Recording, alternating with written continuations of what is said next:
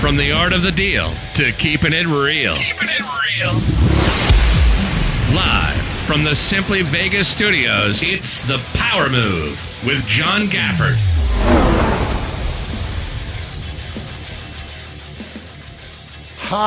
It's another extravaganza of knowledge. That's all I can say. Welcome to The Power Move.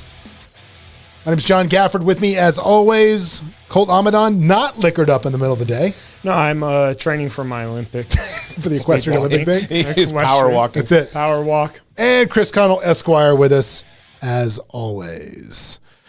So, start the show today. We're going to talk about a lot of things. We're going to talk about market crashing again. I'm going to talk about Bitcoin as the El Salvador thing happened today. We'll talk about a little bit about some bankruptcy laws that you need to be aware of in the real estate world. And just some other stuff. And what I want to talk about is, hey, we're number one. Is that horseshit or is that real? Oh, yeah. We'll talk about that. So first of all, I think we should talk about El Salvador, man, because if you didn't know, El Salvador today made Bitcoin their primary currency base. They have this lovely plan where they're going to give all people that live in El Salvador a card, or they'll give them a Bitcoin wallet where they give them the equivalent of like $30 US in Bitcoin. And now they are there. And so that happened today. The price of Bitcoin dropped 10% because of it. I don't know if those two things are correlated. If you know those markets, sure. They are as elastic as elastic. They're more elastic than Stretch Armstrong. Yeah. It's up and down, up and down. But here is my thing. I mean, we talk a little bit about the internet. We talk about why you should never argue on the internet. And somebody that I know made a comment, and they were talking about how this was great for Bitcoin and this and this. Now, obviously, this is someone that is very heavily involved with Bitcoin, probably heavily vested in it, God bless. Mm-hmm. And I made the comment. I said, this is going to be an absolute disaster based on the fact that it's El Salvador, right? And I said, you're giving them all access. So you're essentially turning all of these people into walking ATM machines is what you're doing. And I got this immediate kickback from this person. He was like, oh, it's just fear and uncertainty and doubt, or FUD, as the Wall Street Bets crew likes to call it. And you just don't know what you're talking about. I'm like, dude, this has nothing to do with Bitcoin. I'm not talking about Bitcoin. Right. I'm talking about the fact that there's tens of thousands of people at the Mexico border fleeing the gangs of El Salvador that want to chop their heads off with machetes. MS-13. And you're giving them all walking around where they have these wallets. And he's like, no, they would just be able to trace it by chase. I'm like, dude, they can't control people from getting their heads cut off. And you think they're going to chase $30 worth of US dollar Bitcoin? Yeah. I mean, it makes no sense. That's people, we talked about that the other day, John, about people that don't travel, don't have perspective on stuff. You go to these places. If you've never seen a South American favela, then you don't know what poverty looks like. Or you've never been to, Moshi, Tanzania, and seen people living with one piece of metal as a door for their home. Literally, that's their home. To this day, seriously, you should get a T-shirt that says this, because that's the greatest thing you've ever said. When you said, "I've never seen a well-traveled racist." Yeah. That they choose to see the world beyond their own television. Right. No, I mean, it's just... You know what? Hang on a second. Because I didn't do it then. Because I didn't do it then. Yeah, there it is. We're still on the old sound. You got to help us out. I got nothing yet. I got nothing worth having, so we got to get back to it. I go back to what you're saying. But yeah, no, it's just one of those things where it's like you don't understand the abject poverty that people are living in. You don't understand what they need to deal with. That's not to say they don't live interesting, fruitful lives in their own way. Sure. Right. But if you can't do things top down a lot of times. They have to be done in their own way. There's a lot of people that, in some Salvadorian fish market or something, the Bitcoin wallet, I'm supposed to go on the internet and go to a cafe. No, that gentleman over there with the face tattoos, just go see him and he's going to help you out. He's going to make that go away. He's not going to enrich himself on you guys being handed out some government inflationary, card with $30 on it. Yeah. Well, and it's funny how, going back to the original guy that was arguing with that, like, you weren't arguing against anything he was saying. Not at all. People get so defensive on the internet so quick. I think people in life, even in business, if you bring up something, people just go into defense mode anymore. And it's a bad thing to always just be on the defense. It's the Dunning-Kruger effect. Yeah. It is. People have to, they fall so in line with their own thought process. They have to do anything to protect defend it. And me, I won't take positions. Who was that? Ben Grant or said, "Oh, you're a flip-flopper. You've changed your opinion on this political matter." He goes, "That's because the facts as I know them have changed." Yeah. Or like, of course, I've changed my opinion. The facts are different now. Yeah. Or what kind of idiot? Or one of the Beastie Boys once said when they called him a hypocrite for his changing his stance on women, he's like, "I'd rather be called a hypocrite than never learn and grow anything." Right. Yeah, I think it's a weird thing, but we do that in America. We have this thing where you need to be the same way that I think of and remember you at the time. Like when Trump got booed for telling people to take the vaccine. Yeah. It's like, well, wait a minute. That's not our guy. Maybe his information's changed. You don't know what's gone on. But if the information's changed, why wouldn't you change with it? Well, because people wrap their identities to their beliefs. Yeah. If their beliefs change, it's going to damage their identities, which causes a problem. Yeah, dissonance. Yeah, it completely causes that. Yeah, the Bitcoin thing in El Salvador, I find it interesting that you have a young politician. He's a very young guy. He's trying to be innovative, and I understand. I think it's interesting to shake it up a little bit. Something. And what was the El Salvadorian peso? I mean, I don't remember what it was. I don't even know what was it tied to before? If married to the American dollar, that's going to face probably hyperinflation. We need like a fact checker in here. It's on they can work they can work the Google machine. Yeah, it's not too bad. Yeah, they can just we need like a chip. Chip. What chip? What's that? We can just kind of glance off camera over here and just hit chip. that What is chip. Chip. What is that? We need that. But think about it. So there's a lot of people out there like of mostly a libertarian bent that want to go back to commoditizing their money or having a gold standard or something like that or a consumer basket. Right. Well, I think that if you did it with a Bitcoin. I'm not a Bitcoin guy. I own 0 Bitcoin, and because I'm an old man, and I'm just not moving with the times, I guess. But it does at least if you tie to a currency to a store of value, you're going to have ups and downs. But at least there's something about it. So you can't just print Bitcoin. Well, that, my friend, is where you're wrong, because you can't just print it. But the mining of it, it's like 80% mined. Dude, okay. So there's a kid that works for me named Durham, and he comes in and. He's had some family issues over the last year, so I haven't seen him a lot. And he just kind of came back in the other day and he said, this is what I've been doing. And he's been mining Bitcoin and Ethereum. Right. And he's like, I'm going to get you in. And I said, okay. So if I tell you, how complicated on a scale of 1 to 10 do you think mining Bitcoin would be? If I just, nothing about it. If I knew nothing about it, I would think it was some big process where you have all these. What about you, Colt? What's the process? 10. I would say 10. You said it's 10, right? Yeah. Okay. This is what the process for mining Bitcoin is. You ready? You order this box. It's a computer. They're very expensive. All right. The more expensive they are, the more expensive the components are. All right. They're very expensive. You send it to a data center. All right. You don't even have to go there. You literally have the computer mailed to a data center. You say, plug it in, hook it up to the internet, send me the IP address.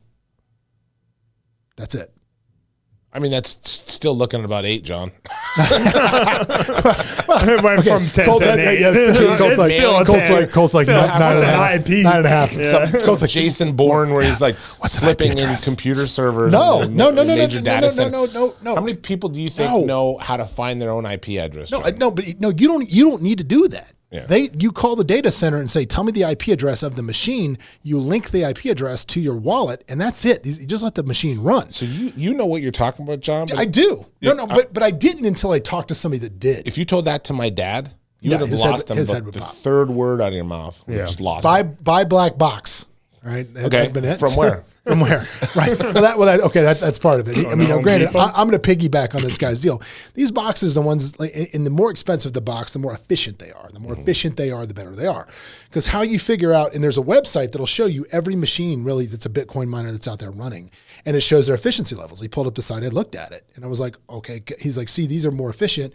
They take less electricity. Then you find a data center based on how much they sell you a kilowatt for of electricity. That's how you're going to gauge your profitability of these machines.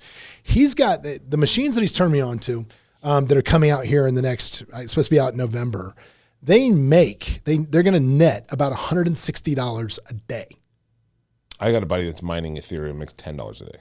Well, Ethereum's different. It's way less. It's way, way less. And his machines are probably not these. These machines are like $18,000. They're not cheap. Wow. So I'm like, all right, I'll go in for X amount of machines and put them up there.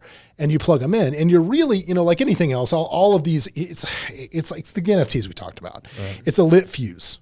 You know what I mean? It's like you're basically investing in something that, can I earn my entire investment back before this thing implodes? Right. And at least with the thing I liked about this was the components of this box as it sits. Even if it gets obsolete for its current use, the box itself is still worth $3,000 to $4,000. Just with the components, cobalt and lithium, all of the stuff that's still in it. You're still looking at that much to resell this. So, I'm going to do some Bitcoin mining here in November, just as a different business. I mean, like I said, there was an article we talked about last week about those 2 kids that were mining Ethereum that were making, $12 grand a month or whatever they're making. The way that people are making money right now is just insane. There was a tweet that came out. I don't know who said it. It just said a guy made $1.26 million for holding a CryptoPunk NFT for 20 minutes. Yes. And then he said after that, he goes, if you went to business school or any type of an economist, your head is just, you have no idea what to think anymore. Right. Like you just have absolutely no idea what to think in the modern economy. Well, that's because you talk about investing versus speculation and gambling. And I'll always fall back on that. And I like it. I like that people are out there gambling. That's how innovation happens. Mm-hmm. They're out there speculating. But an investment is something where you go, okay, you have a calculable return. There's some going to be speculation on how it turns out, right? Mm-hmm. But to say like a lot of times that has to do with what's currying favor. And I always go back to Beanie Babies. Because there was a moment just like that you could have sold these Beanie Babies for a ton of money. Right. So if you're on the upside of the Beanie Baby trend, you're good. If you had Bre-X at the right time, if you had Enron at the right time, everybody made money. Like 49% of those people made money. That's what people don't realize. That up until this half of the hill, people have done well. People have made money. It's just about getting. I mean, dude, I killed it on AMC. I just got out early. Yeah, I have no idea what it's trading at today. I think it might be back in the 40s. Yeah. I don't care. I had to run up to 70. I was happy as a clam. Sure. Gosh, I think I'm gone. And the guy that bought from you at 70 and sold it at 65 is the guy that lost. Yeah, for sure. And I think it's anything. There's like always that. That's just what it is, pump and dump right? type of stock. Because it's kind of zero sum. Yeah.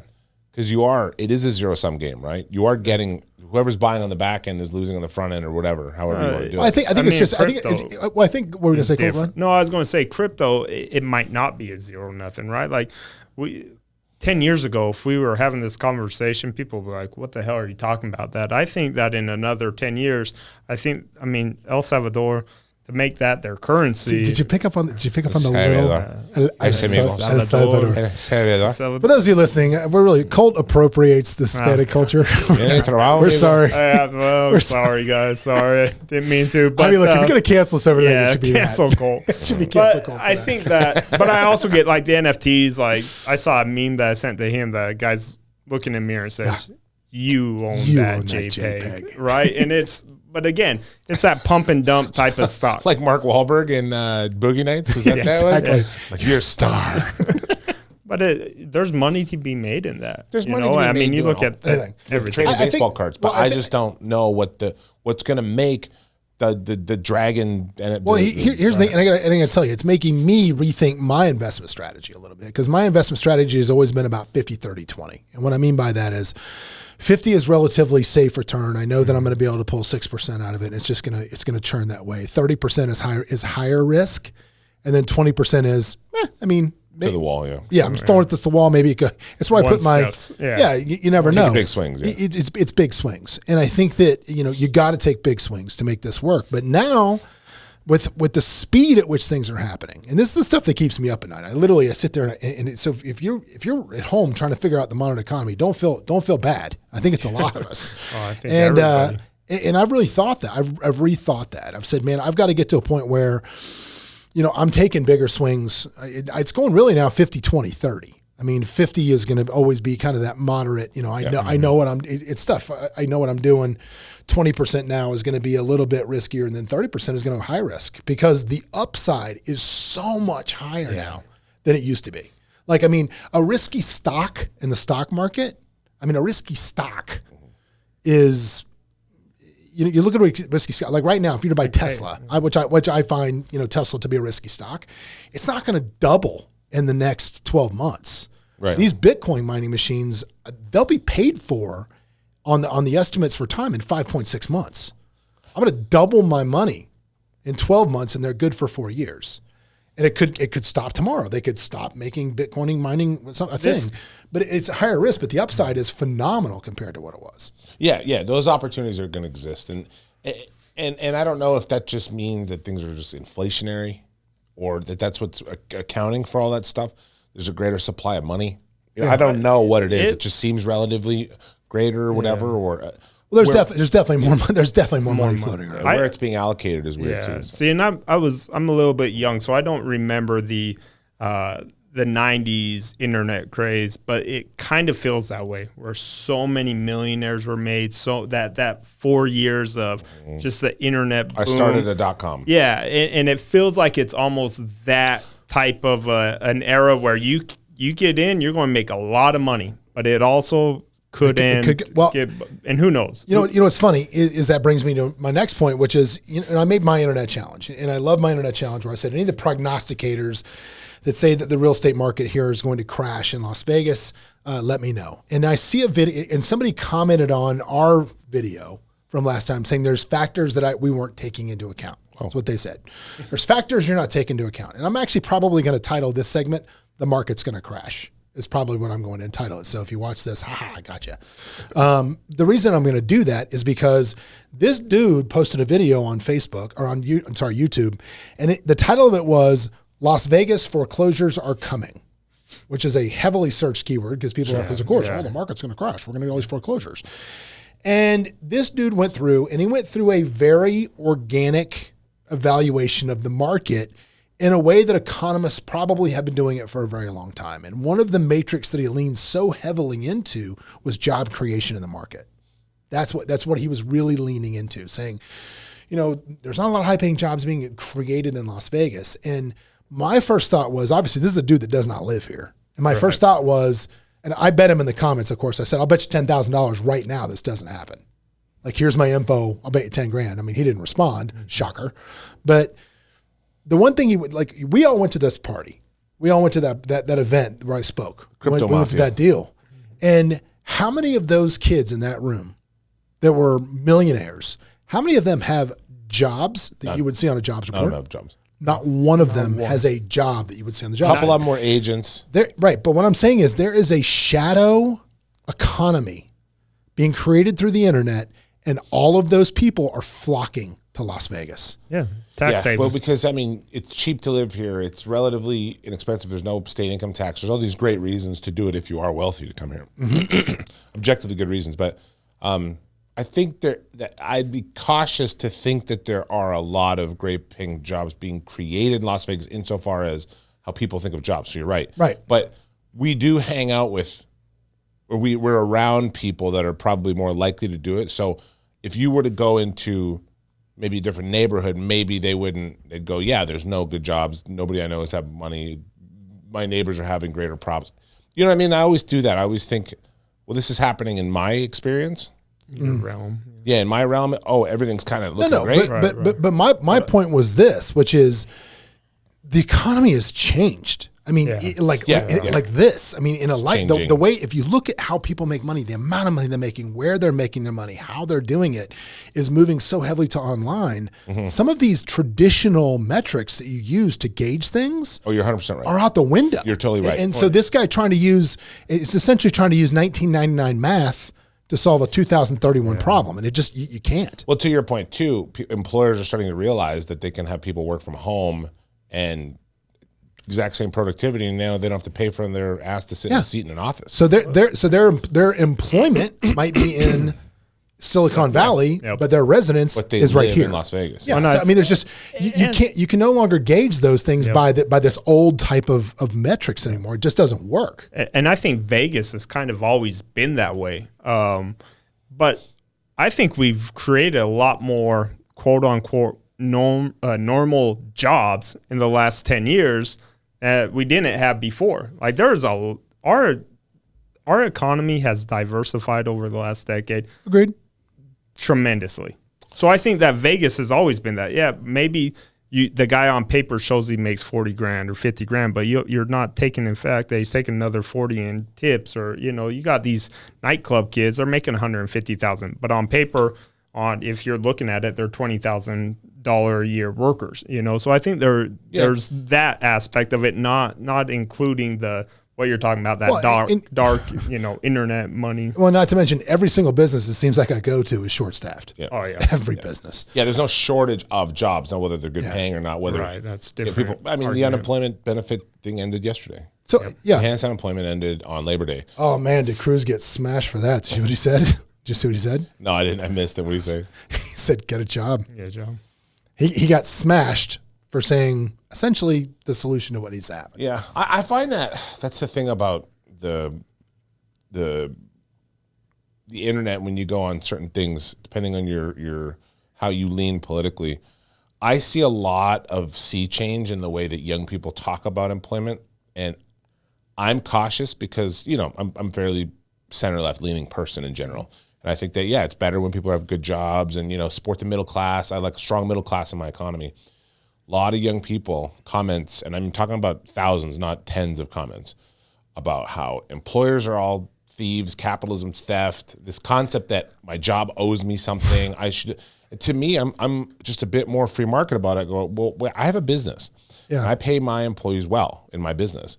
But if you come up to me and it's a $10 an hour job and I offer to pay you $10, why are you mad at me? Well, like, right. You know, like we said before, not all jobs were meant to provide a living wage. Sure. Like 16-year-old kids have to have somewhere to work because they just want to get a car. I think that's the right. I think you can maybe have a step up in wages. And I understand that I love and respect the fact that there are people doing these jobs and I don't look down on them because it's necessary for an economy to have all types of levels. Okay. Not everybody can be making $100,000 a year. It just doesn't work. Well, and here's the thing. People talk about, they talk about, well, there's not this guy in particular, because I watched his video. I mean, I didn't just like smash him and say, I'll bet you 10 grand. I mean, hey man, I'm not perfect. Sure, yeah. You teach me something. Sure. Show me something that's correct. And like we talked about earlier, people are unwilling to back off their position. Right. I'm totally willing to back off my position if somebody shows me something that's real. Sure.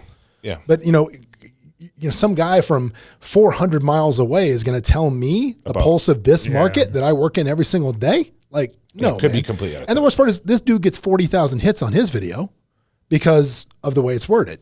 Because he's telling people what they want to hear.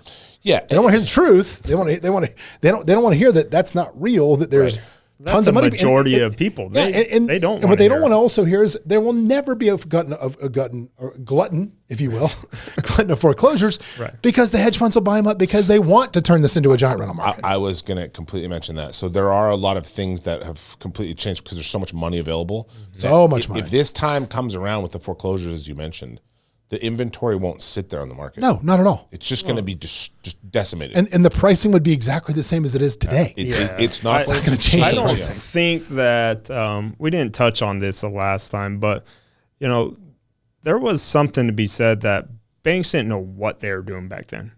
Yeah. Would you not? Me and you both handle a lot of bank stuff, and I think that banks had not a clue what they're doing, got into being property management, and they realized how big of a shit show that was. I mean, being property management, asset managers, that I think banks are going to say, you know what, like everybody's just flooding. It wasn't really that banks were taking everybody's properties a lot of times. People were handing their keys. Oh, for sure. They're like, I'm done. So, but again, people have too much equity. Equity doesn't get foreclosed on, guys. It just doesn't happen. They're going to do a workout. They'll figure it out. If there was a negative spiraling, it can get out of spiral where prices drop past points of equity. So but it wouldn't, because again, it'll get gobbled. The hedge funds hedge funds are still cash heavy into their assets here. So they're going to protect that position by dollar cost averaging into anything else they can gobble up. They're still doing it. I think that's going to change. That's my problem with it, though. I think is that there's going to be a lack of individual home ownership, possibly. Oh, no, that's for sure a problem. That's already a problem. You're going to create a town full of renters. 1,000%. That's the goal. That's the goal of the hedge funds. Because here's the problem. And a lot of people don't understand this. Hedge funds don't need to make a cash-on-cash return. They need to make an ROI return. They don't care if they're cash flow positive. As long as the ROI and they can continue to drive the market, they're fine. As long as they can continue to lever against those assets because the value goes up, they're fine. Right. They're not looking like mom and pop HGTV investors that want to make a 6-7% cap rate. Right. That's not what they want to do. Yeah, they have a different economic reality. Totally different. If you say cap rate to a hedge fund guy, they will laugh you out of a room. Yeah, they don't care. Like, that is on a private resident, but in commercial spaces they will. They don't talk cap rates. They talk about just IRR stuff like that. You'll never hear a guy say cap rate. That's how I know how big of an investor is. I need this IRR with a 5-year, 7-year hold or whatever. Yeah. IRR, internal rate of return. Well, they'll have programs. Like they'll have things that they have internal criteria. Yeah, I can tell. Like cap rate is still just one of those things where it's a generic, simple way to just throw stuff out. But yeah, you'll sit there and you'll watch these guys that went to what was your seminar you said last time? Joe's home seminar that they saw and paid $200 for. Oh. They'll come to me and show me Shaky Jakes. It's always Shaky Jakes. Shaky Jakes. They'll come to me and show me your home seminar. Yeah. Oh, I'll buy $20 million worth of stuff, and they'll show me 1-page document of their returns. It's like, all right, like if you're really going to spend $20 million, you're going to show me 15 to 30 to 40 pages of stuff. And you can tell there's that. But, especially in a market, people always try to talk the Vegas market and don't live in Vegas. And you have to live in Vegas to understand Vegas on all aspects of stuff. I totally agree. People don't get that. Here's the thing. I would never sit here and talk about the real estate market in Houston, Texas. Yeah. I can look at some stats. I can look at some math. Houston's going to fail, John, and here's why. But dude, let's clickbait these guys. I would never make a decision. News it next day. Houston's market crashes because of what John said on the podcast. Gafford. No, John Gafford crashed the Houston real estate market. No, but I would never even dream of making a call on that without talking to a local expert in that market. I damn sure wouldn't go on to make a video. So you know this as well as I do, though. There's a lot of people that are great realtors who do their job, that put in the work, and then there are people that claim to be experts who are full of shit and have absolutely no reason to feel the way they do about it other than just repeating shit they heard from their broker or their buddy or whatever. That brings me to another thing. Another interesting thing I saw this week, which I thought was funny. Ryan Stewman, who's in one of my mastermind groups, the Hardcore Closers. Check him out if you don't know who he is. Ryan wrote on his thing. He goes, "Why do all realtors have to say they're number one? Yeah. Like what are you gauging that against?" And I mean, I can tell you, like for us, like we do have signs around town that say number one in luxury, and this is what I base that on. I base it on we have the highest average sales price of any large company, which tells me we sell more big homes than anybody else. Do you think the next guy's going to go, though, hey, we're number 2? No, because exactly. He's going to be like, we're number 1 in customer experience. Yeah, it's totally subjective. But everybody has a we're number 1. And the point is the question is does it work? Do you think it actually works? Do you think it does? I think it works for us. I know it works for us. I think there's a lot of people that if your marketing is going to hit them in general, it's not going to be word of mouth. It's whatever. It's going to be they look at your advertisement, and that's what's going to turn them, right? And they go, "You're number 1." I just needed to hear that. Yeah. Why? Well, I just need to know that. You look like you're number 1. Especially people that are not maybe educated in whatever it is, right? Number 1, great. And I think we talked about why just sold's kind of work a little bit just to give that. Yeah, I know what I'm doing, it's branding, right? Yeah, but that number 1, you see that on everything. And to me, again, the same car dealerships will say we're number 1, right? And it's like, well, we're number 1 in the guy across the street's number 1. Yeah, everybody. Every lawyer, we're number 1 wholesale dealer. Has voted something. It's like, who voted for your buddy? One guy voted for you, so you voted, this group or whatever. It's all horseshit. It exists because people like to feel the comfort that, this person's out there, somebody cares about them, whatever. Yeah, it's like Tommy Boy when he says, well, there's a guarantee on the box. Yeah, there's a guarantee on the box. It's like a guaranteed piece of crap, but yeah, I mean, it's exactly the same thing of just being able to say that, it's what it is. But I think, I think if you have a stat up, I think you should have to be a little clearer about why you're number. Yeah, why you're. And I think on your marketing, if you're doing marketing, if you can show a stat of what you're saying, that will. I mean, if somebody sent me a mailer with like, I get this in my neighborhood all the time. Number 1 in your neighborhood, and I'm like, no, you're not. You're not. You're not. No, but if someone said I'm number 1.